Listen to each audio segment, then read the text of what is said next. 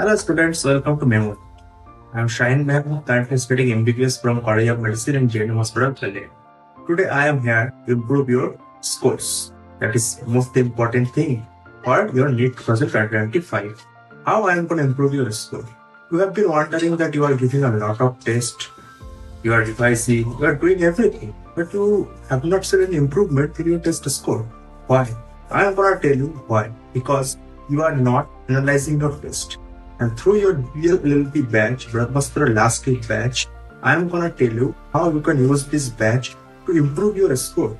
Not just improve, you can also analyze the tests to get a better marks in your NEET 2025.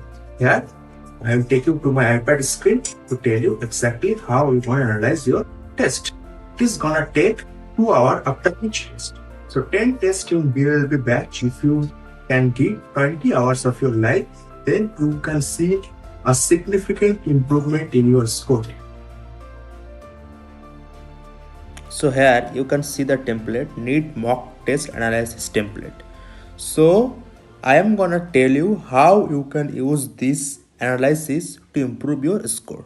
Okay, so let's suppose your first test is on 25th of February, BLLT 1. Okay, total marks is 720 and this analysis will take you 2 hours. So after each test you must need to give 2 hours definitely, because if you are not analyzing your test there is no meaning of giving the test. I am going to tell you why. Okay, so here your total marks is 720. Let's suppose you have scored 520. Okay, this is scored 520. Now the thing is that you need to calculate your accuracy. How you calculate your accuracy? Suppose you have attempted 160 question. Okay, and you got how many correct? You got almost 145 correct. So what is your accuracy? Your accuracy will be somewhere between 90%. So 90% is your accuracy. So your accuracy 90% is okay, but I will tell you your accuracy should be between 95 to 99%. You need to be sure that whether I am marking it right or wrong. You should not do any kind of negative marking. Now you need also consider the time taken, how much time you should give. This is a general outline is given, but I don't follow this. I follow mine, that I take physics. I follow like this. First I'll do the biology, then I'll do the chemistry, then I'll do the physics at the last, and lastly I will fill the OMR, because there is no meaning of doing one question and filling the one OMR. Okay, so biology you have to complete, it will be best if you complete in 40 minutes. Chemistry you should take 45 minutes and physics 75 minutes. And OMR 20 minutes you need to keep in hand. Okay, so this is how your timing should be. Everything is a process. If you follow all this process, then only you're gonna score very good. Okay, then physics you have 45 questions, then chemistry 45 question, biology 90 question.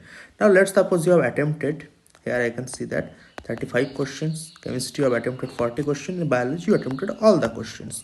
Okay, so you got how many correct? You got out of 35 you got 30 correct, here you got 36 correct, and here you got 85 correct. And wrong, here 5 is wrong, here 4 is wrong, and here 5 is wrong. And how many questions you left? You left 10 questions, you left 5 questions, and you left now questions. So what will be your accuracy? So you can calculate your accuracy by this formula: correct question divided by the attempted questions. So how many correct question you have done divided by the attempted questions. That is your, here is accuracy 85%. Here what is your accuracy? Your accuracy will be 36 divided by 40. That means you have 90% of your accuracy. And here what is your accuracy? 85 divided by 90, that is 94% is your accuracy. You should, that is your, I have already told you, this is your, this should be your target. 95 to 99% should be your accuracy. Now this is the important thing, that question categorization, that easy, the questions which are easy but you have done wrong, questions which are moderate but you have done wrong, questions which are difficult and you have done wrong, and those who have unattempted questions. So I am taking this only. So how many questions were unattempted? Okay, you left, so total unattempted questions is 10 5, so 15 unattempted questions. That means percentage of the total, so 15 divided by 180, right? that is 8%. So you have left 8.3% of the total questions. Now suppose there were easy questions. There physics you have done 5 wrong. Then chemistry you have done 4 wrong, and biology you have done 5 wrong. So in 5 wrong, what we have done is, let's suppose there were 3 easy questions and 2 hard questions.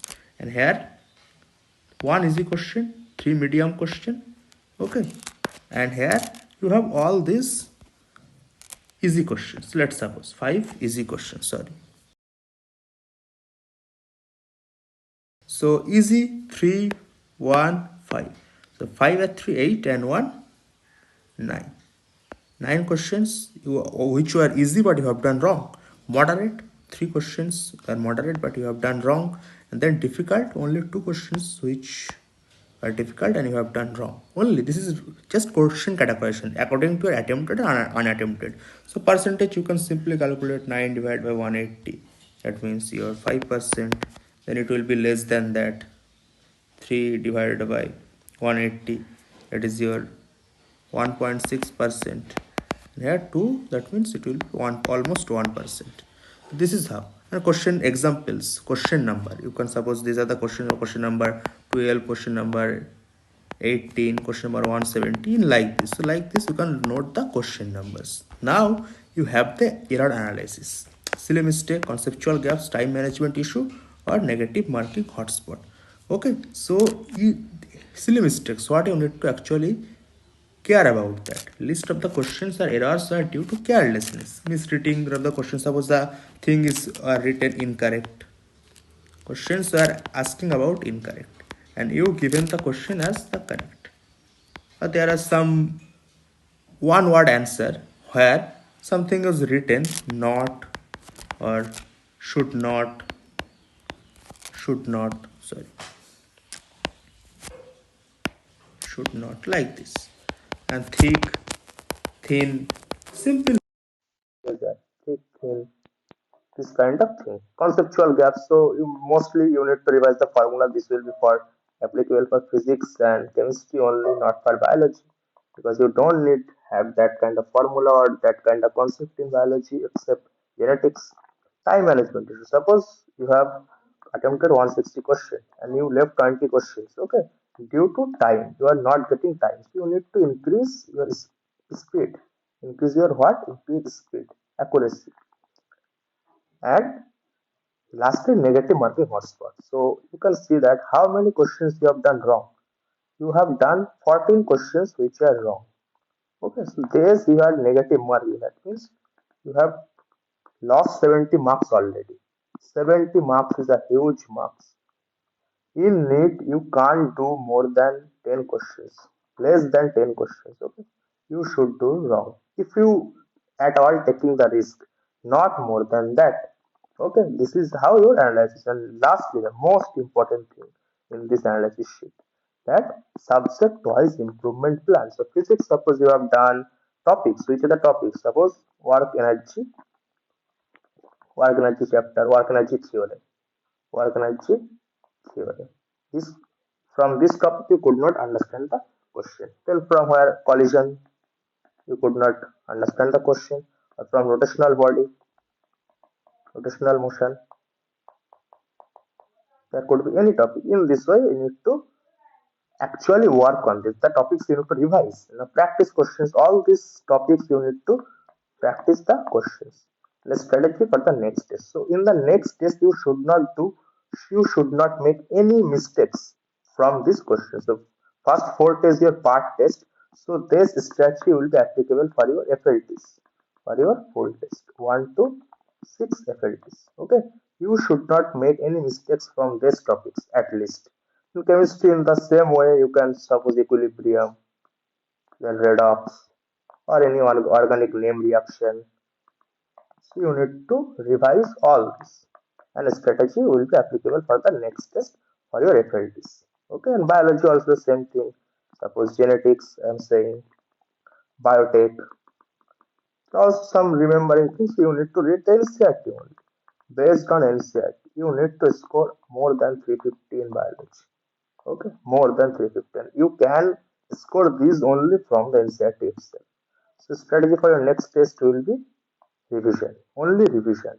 So if you are applying this all this method and you are picking the question number, the topic which you are lacking, which you have less concept, and you are practicing the questions, then you will score a lot more than you are expecting. And then focus for the next test. What will be your focus? High priority topics. These are the you will see the PYQs. If you have already solved the PYQs, you see the weightage sheet weightage sheet. So you need to follow. You need to follow like that. Okay, how I am going to attempt the test and what are the topics I must revise and what are the topics okay.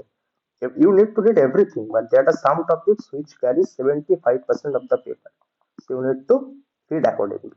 And test taking strategy, you need to revisit difficult. Suppose in biology of 90 questions. You have in first attempt and in second attempt. You need to do like that. In biology you have 90 questions. So first attempt you have done 84 questions and 6 you have marked for review. In the second attempt, in from this 6 you have done 2 questions and then you have 4. You don't need to look at this 4. You just need to make all this correct. You will be okay with that only. Also for physics and also for chemistry. The same pattern will follow. And you need to avoid the negative. Okay. You should not focus on this 4 only. Because there's you don't know the answer or you don't know the concept or you don't know anything about the question. So you don't need to think about that. You just need to leave that. Okay, so these 4 questions that means that carry 16 marks. And if you make this negative, we will lose 20 marks. So this is the important thing. You need to improve your score. Okay, total score you have done. Suppose you have got whatever. So if you follow all these things, if you analyzing this, if you're utilizing this sheet properly, I am saying if you are scoring, if suppose you are scoring, I am just here. I can write that. Suppose you are in mock one. If you are getting 570, if you properly utilize the BLLB batch, everything, whatever in the planner, whatever in the schedule, then I am saying in mock 10, that is FLT, you will get approximately 650, more than 650.